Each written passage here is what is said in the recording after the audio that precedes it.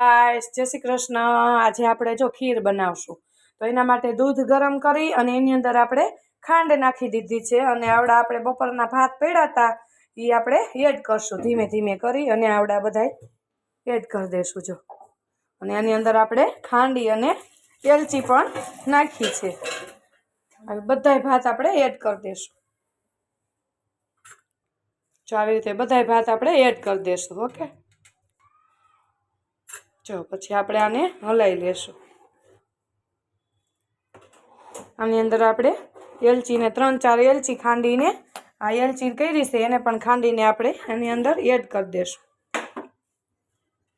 આ બધી એલચી આપણે એડ કરી દેશું। પાછું આપણે હલાવી લેશું સેજ। હવે આને આપણે ધીમા ગેસે થોડીક ઉકળવા દેશું એટલે આપણે દૂધ પાક થઈ જશે સરસ મજાનો તૈયાર।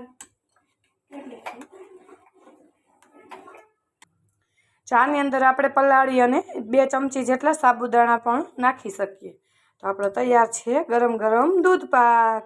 આ ચડશે એટલે સરસ મજાનો ઘાટો પણ થશે। આની અંદર આપણે મલાઈ નાખીએ એટલે સરસ મજાનો તૈયાર થાય।